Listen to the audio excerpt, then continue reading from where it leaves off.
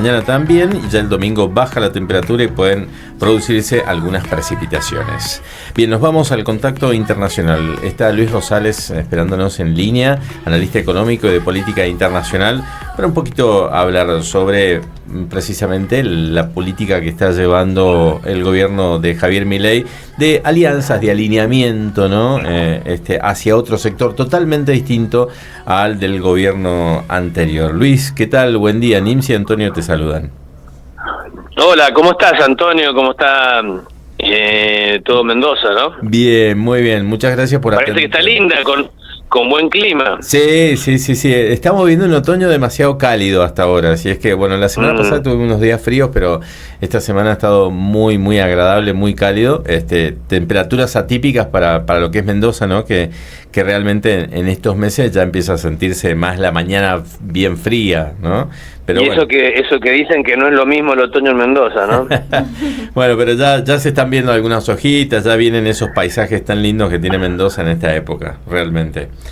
Bueno, creo que andás por México. ¿Por dónde andás, Luis? No, estaba en México, volví ahora. Estoy por acá. Estaba trabajando en una campaña electoral, que eso hago, en la campaña electoral presidencial mexicana, que es en los primeros días de junio.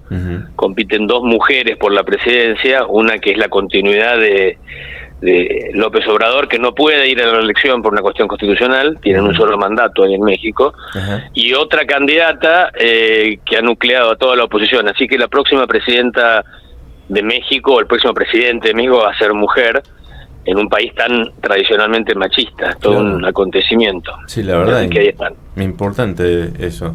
Sí, bueno, sí. Te llamamos porque queríamos que nos contaras un poco cómo ves este alineamiento de Javier Milei, ¿no? Con Israel, con Estados Unidos, totalmente opuesto a lo que venía haciendo la Argentina en años anteriores, y bueno, cómo nos puede afectar y cómo, digamos, qué futuro podemos tener bajo esa vía, ¿no? Bueno, no es una sorpresa, o sea, digamos, como dice el presidente, no es una sorpresa porque, Milei responde a una línea de pensamiento. No es una mosca blanca el único que piensa así. Hay muchos argentinos. Yo te diría que es una de las columnas de pensamiento más importantes de la Argentina y con más tradición, que en nuestro país tiene que ser parte de ese bloque.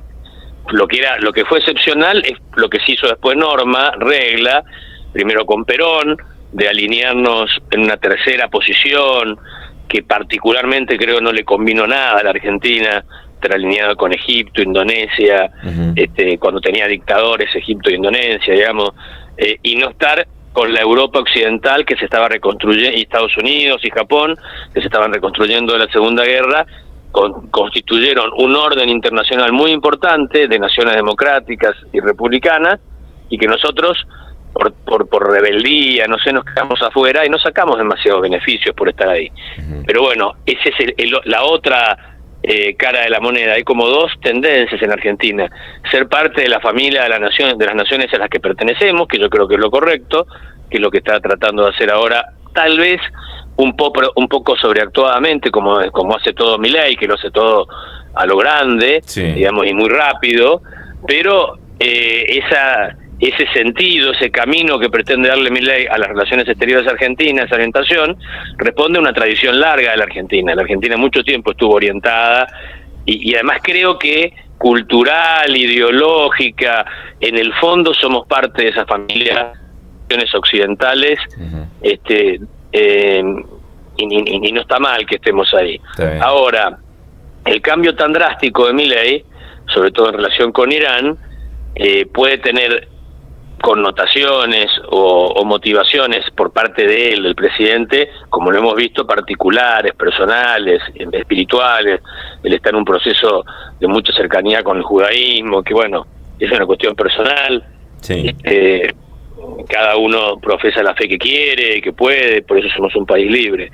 Pero además tiene una connotación, yo te diría, económico, financiera. Estar en ese club siempre trae beneficios, pues son una nación confiable para las principales inversiones extranjeras, etcétera. Pero además y esa es la contracara. Ser parte de este club de naciones tiene, y sobre todo el cambio tan rápido, tiene sus riesgos, porque del otro lado puedes tener a un Irán enfadado, enojado, que hoy casualmente está atacando, o esta noche estuvo atacando Israel a Irán en respuesta a lo que hizo Irán antes. Es decir, te metes en un lugar un poco más caliente cuando tomás partido, y eso implica riesgos, y ayer lo veíamos a Milei aterrizar en Bariloche en un avión ya de la flota presidencial, porque la recomendación es no viajar en aviones de línea, y así sigue la lista. Claro. Aumentan los riesgos por tomar partido, y más por tomar partido tan ampulosamente como lo hace el presidente Milei. Exactamente. Y en lo económico, ¿cómo puede repercutir en Argentina? Porque si bien nos estamos alineando en otro sector, China es muy poderoso a nivel internacional, comercialmente hablando, ¿no? Sí, no nos va a cerrar los mercados China. China sigue comerciando con toda Europa Occidental, aunque sean parte del otro grupo. El tema de exportaciones, ventas, compras, importaciones, tiene más que ver con las conveniencias que con los alineamientos en bloques, ¿no? Salvo que te portes o que te salgas mucho de la norma, como Irán, y te empiezan a aplicar sanciones, o Venezuela por reprimir su democracia interna. Pero yo creo que China va a seguir comerciando con nosotros porque le conviene a China y nos conviene a nosotros, sobre todo porque le conviene a China. China lo va a hacer por su propia conveniencia. Claro. China anda en el mundo buscando socios, países que le provean lo que China no produce, que es energía y alimentos. ¿Para qué? Para tratar de seguir con ese proceso tan importante que empezó China con Deng Xiaoping en 1989, que fue volverse capitalista y empezar a tener clase media, dejar de ser un país del tercer mundo pobre, comunista como lo era, y empezar a correrse hacia la modernidad, incorporando el capitalismo. Y el Partido Comunista de China estoy hablando, ¿no? Claro. Se hizo capitalista, y China empezó a ser una potencia industrial, empezó a sacar campesinos de la profundidad del interior de China muy pobres y transformarlos en obreros industriales, en clase media. Y China no produce la energía suficiente para esto, es decir, para poder alimentar todas estas industrias y actividades y esta clase media urbana. Entonces sale al mundo a buscar energía, minerales, y también sale al mundo a buscar alimentos. Y nosotros durante muchos años fuimos los grandes proveedores de porotos de soja para alimentar cerdos chinos, chanchitos, que le daban carne a los chinos, proteína animal por primera vez. Contribuimos los argentinos indirectamente mucho al crecimiento de China, alimentando a los chinos, alimentando a los cerdos que alimentan a los chinos. Claro. Ese es el negocio central de Argentina. Sí. Y venderle alimento para cerdos. Exacto. ¿Y cómo ves las negociaciones y todo lo que está haciendo el gobierno nacional, en este caso el ministro de Economía y parte del gabinete allí en Estados Unidos ante el Fondo Monetario? Muchos señalan, que el Fondo Monetario puede entregar una ayuda más a la Argentina, otros dicen no, está bastante verde todo. ¿Cómo ves esa situación? Para poder salir del cepo, me refiero, ¿no? Mira, hay como diferentes planos, porque hemos hablado ya de algunas de cosas diferentes. Por un lado, son todas las gestiones que cualquier gobierno, Cristina, cualquiera, tenía que hacer con los organismos financieros internacionales por el hecho de ser un país muy vulnerable, la Argentina.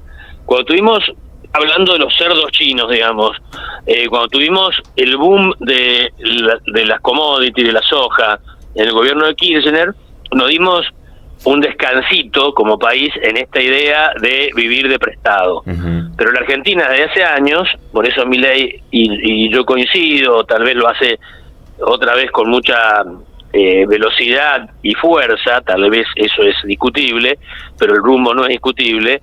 Por eso Milei está tratando de recortar gastos para no tener que vivir de prestado o con inflación. En la Argentina siempre el Estado argentino ha gastado más de lo que puede recaudar.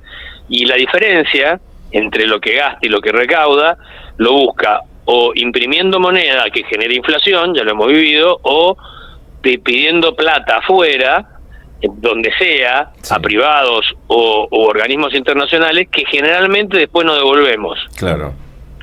Generalmente después no devolvemos, hacemos algo, entra otro gobierno y dice desconozco, ahora esa plata la pedimos soberanamente, la usamos, la gastamos y después no la devolvemos. Siempre andamos mendigando en el mundo, viendo dónde, a quién le podemos sacar un poquito más, algo. Bueno, en eso está el ministro Caputo, tratando de que nos presten de vuelta algo para... Uh-huh. Esta vez, ojalá Milei pueda ordenar las cuentas internas para que no tengamos que seguir pidiendo plata o emitiendo moneda y generando inflación. Claro. Eso es un plano. Eso es un plano importante. El otro plano en el que se mueve la política exterior tiene que ver con estos gestos de pedir ser aliados de la OTAN, ser solidarios con posiciones internacionales como la situación de Israel frente a Irán, etcétera. Ese plano de relaciones internacionales no financieras, no económicas, también tiene que ver. Si sos un miembro activo de un club de naciones, digamos, de un lugar, en lugar de otro, eso también influye. Uh-huh. Ahora, Luis, con respecto a esto que vos estás diciendo, también me hace como un poco de ruido, cuando se posiciona, por ejemplo, Milei, que salen en diarios internacionales, Milei está mejor posicionado, la nueva Argentina con Milei, entonces no sé si es tan real lo que también te muestran, qué sé yo, que salga en portada del Time, Milei. Bueno, a ver, Milei es una novedad a nivel internacional, una novedad porque primero ideológicamente es el primer presidente libertario de la historia. Uh-huh. Hay muchos presidentes liberales.